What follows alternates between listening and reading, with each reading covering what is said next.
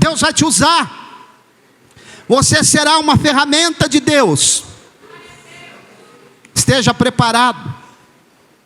Então quem é pastor Mauro? Quem foram esses homens? Alguns notáveis, alguns magistrados da época, grandes homens, grandes notáveis, artistas, heróis, políticos? Não, irmãos. Deus levantou um grupo de jovens: George Whitefield, John Wesley, o tição tirado do fogo, o homem que tinha 18 irmãos. Sua mãe chamava Susana Wesley, esposa de um pastor corrupto.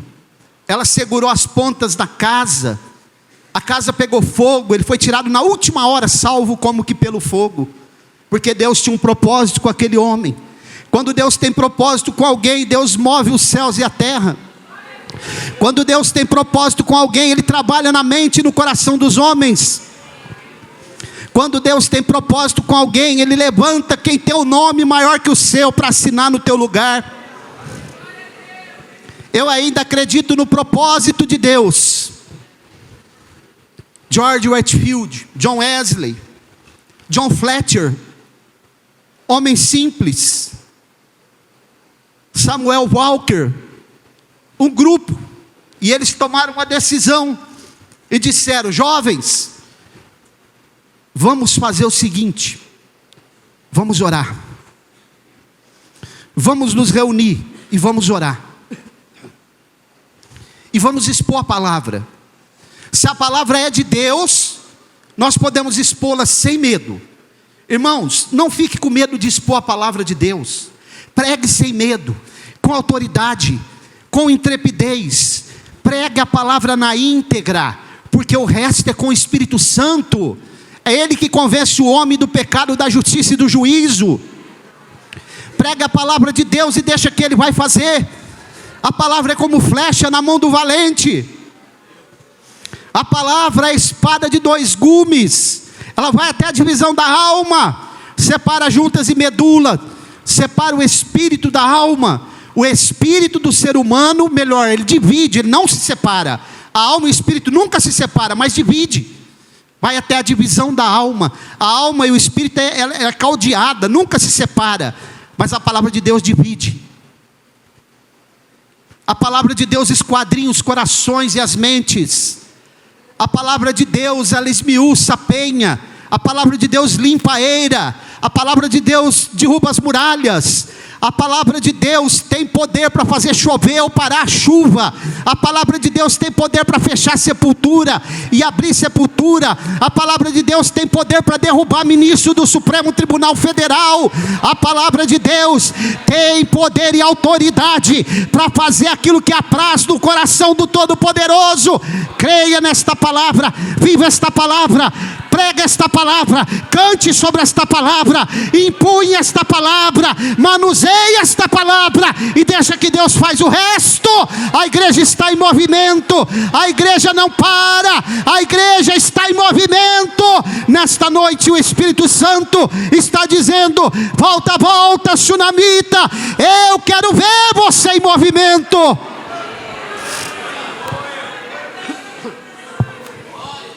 Glória a Deus.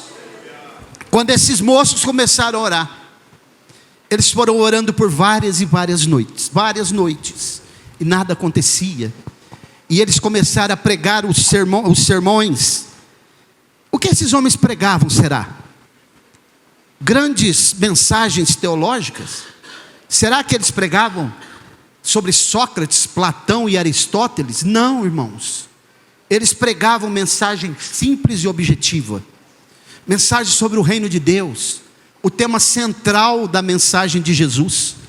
Às vezes, nós falamos muito sobre Jesus, mas não falamos aquilo que Ele falava. Porque o tema central de Jesus é o reino de Deus. A doutrina do reino de Deus, basileologia, a doutrina do reino de Deus. Eles começaram a falar sobre a doutrina do reino de Deus. A suficiência das escrituras, irmã Esther. Começaram a falar sobre o arrependimento, mudança de caráter, transformação do nosso entendimento. Romanos 12. Nascer do Espírito, o novo nascimento. Começaram a falar sobre os reformadores, aquilo que Deus fez na vida deles. Começaram a citar aquilo que Deus fez na vida dos apóstolos e dos pais da igreja. Irmãos, quando foi um dia pela madrugada, esses moços estavam em oração. A mensagem simples e objetiva deles começou já a alcançar os corações, a se colocar de joelho e confessar os seus pecados, porque se não há arrependimento, não há conversão genuína. Se não há arrependimento, não há mudança de caráter. Se não há arrependimento, não há transformação de vidas. Nós somos uma igreja arminiana clássica. Nós acreditamos que primeiro precisa crer para arrepender, né? Arrepender para crer. Se não há arrependimento, como vai haver transformação? E diz a história que numa madrugada fria, quando eles oravam, o Espírito Santo visitou aqueles moços. Deus bradou naquele lugar que eles estavam. E de repente, irmãos, aqueles jovens foram incendiados pelo poder de Deus. Glória a Deus.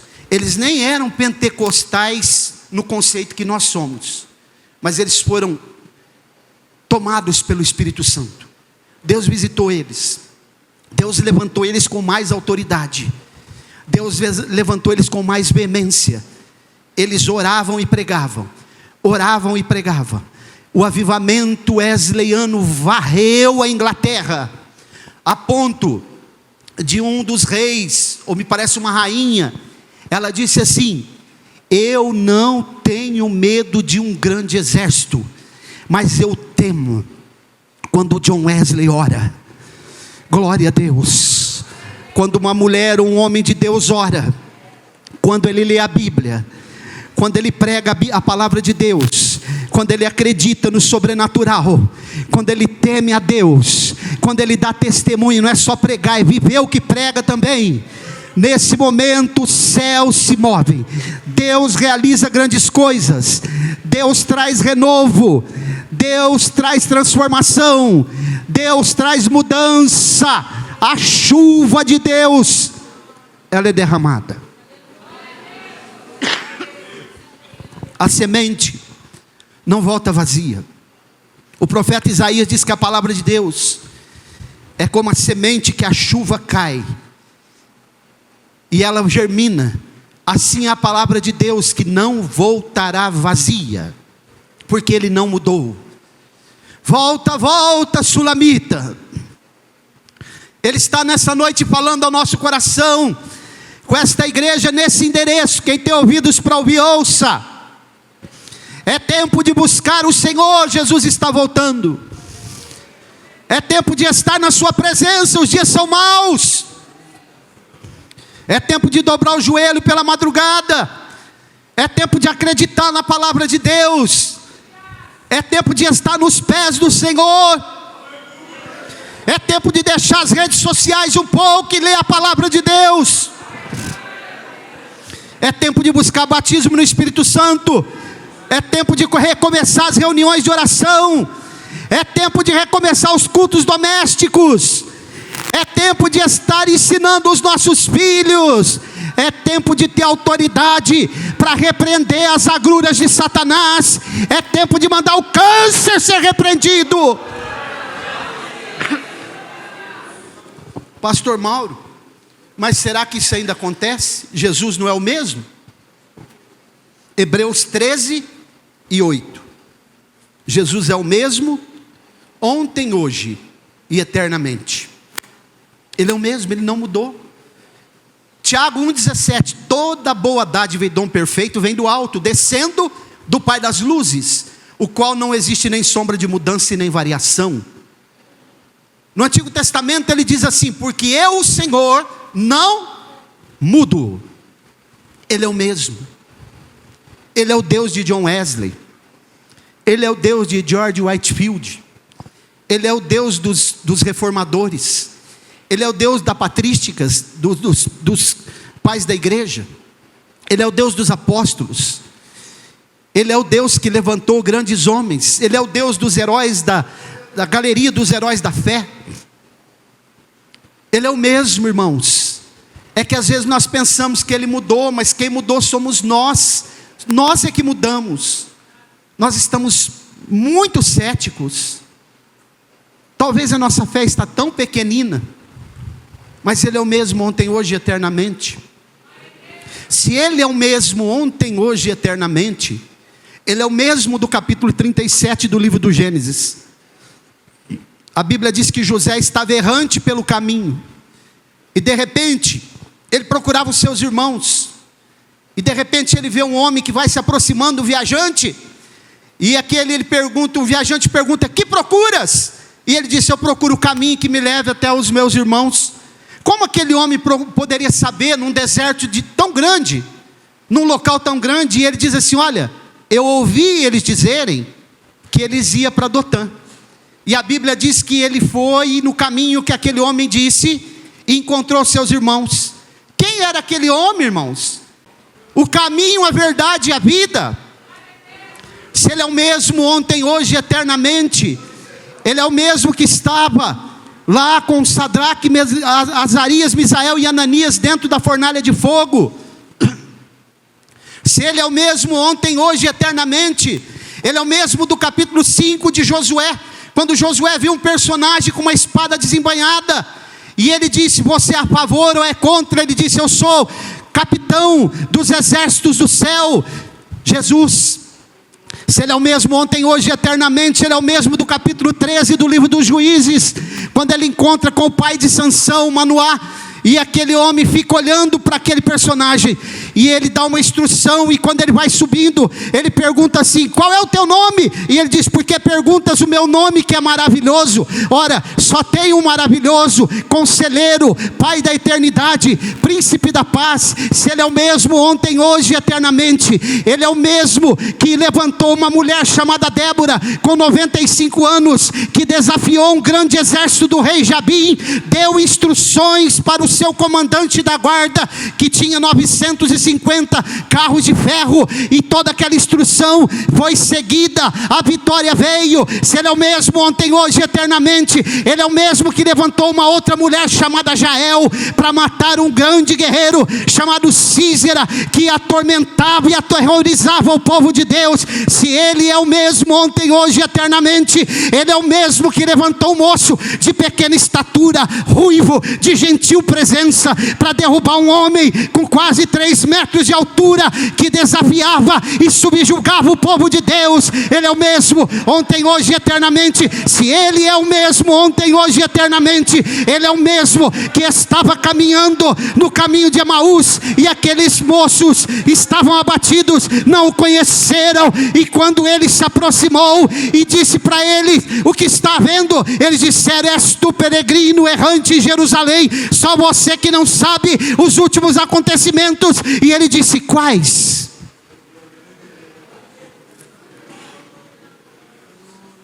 Às vezes Ele está conosco, próximo.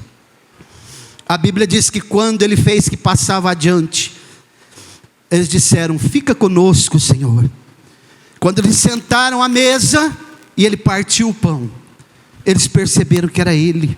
Ele se apresenta para José como viajante, no capítulo 37 do Gênesis, e Ele se apresenta também para os dois no caminho de Emaús, como viajante.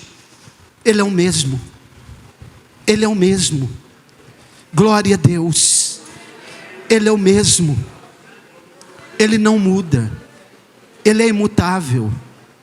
Se Ele é o mesmo ontem, hoje e eternamente, Ele é o mesmo que aparece no Salmo 110, quando o Pai disse a Adonai, a Adoni: tu és sacerdote eterno, segundo a ordem de Melquisedeque, para sempre.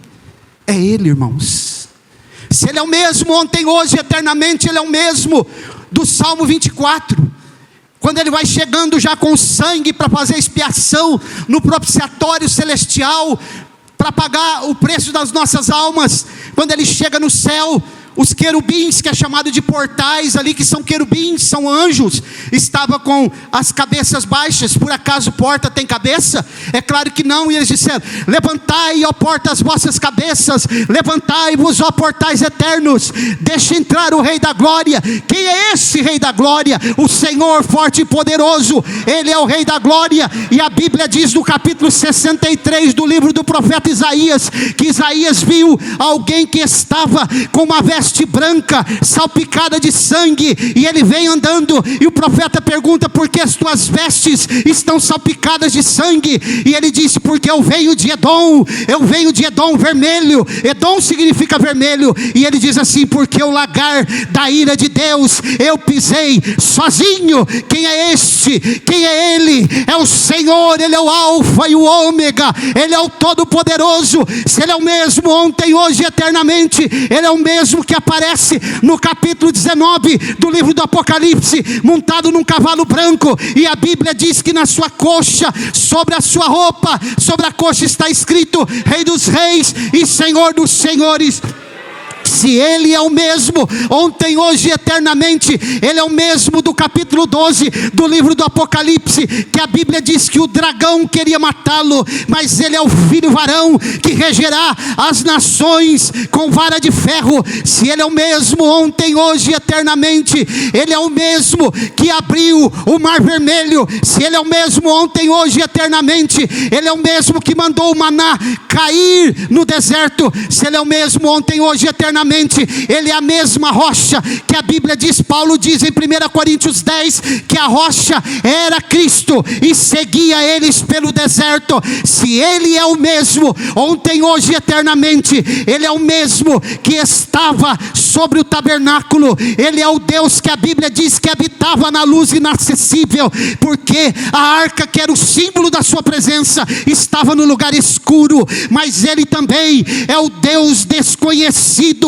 para aqueles que estavam no Areópago, lá no livro dos Atos dos Apóstolos. E quando o apóstolo Paulo começou a falar, e eles não creram, quando ele diz: olha, ressurreição, a Bíblia diz que eles não quiseram ouvir a respeito disto. Te ouviremos em outra ocasião. E ele disse assim: olha, eu percebi que vocês são tanto que supersticiosos. Quando eu vim para cá, eu vi um altar que estava escrito Agnósto Theos, do grego, ao Deus desconhecido. Este Deus que vocês honram sem saber quem é, eu sei quem Ele é, e eu vou dizer para vocês: Ele é o Deus que eu conheço. Ele é o Deus que fez os céus e a terra. Ele é o Deus que todos se movem através dele. Ainda que vocês, tateando no escuro, poderão achá-lo. É o nosso Deus, é o Deus desta igreja, é o Deus que nos visita pela madrugada, é o Deus de Salomão, é o Deus da Sulamita, é o Deus de Daniel,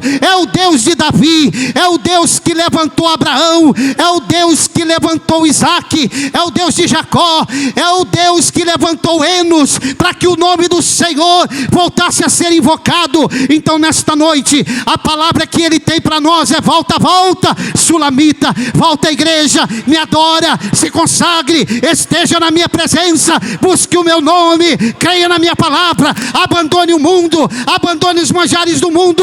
Eu estou voltando para buscar um povo especial, zeloso e de boas obras. Quem tem ouvidos para ouvir, ouça.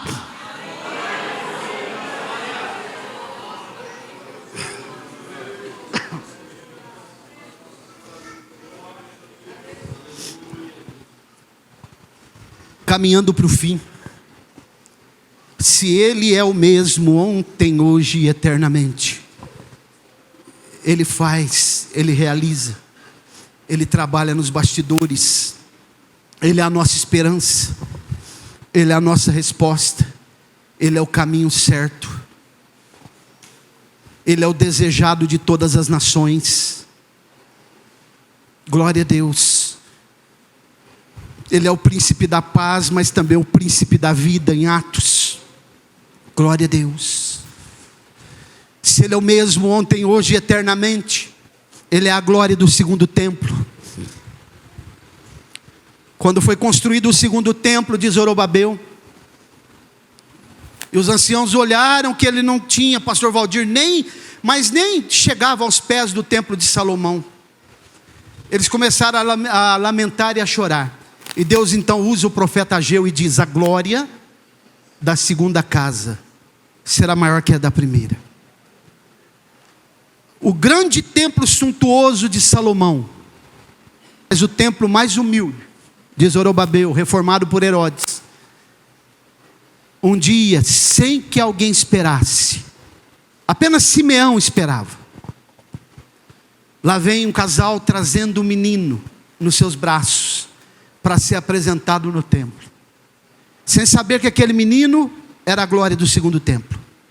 E quando ele entra, o Cordeiro de Deus, eles não tinham dinheiro para comprar um cordeiro para oferecer de oferta, eles levaram um casal de pombinhos, porque eram pobres, mas ele estava trazendo o Cordeiro de Deus, que tira o pecado do mundo, nas mãos.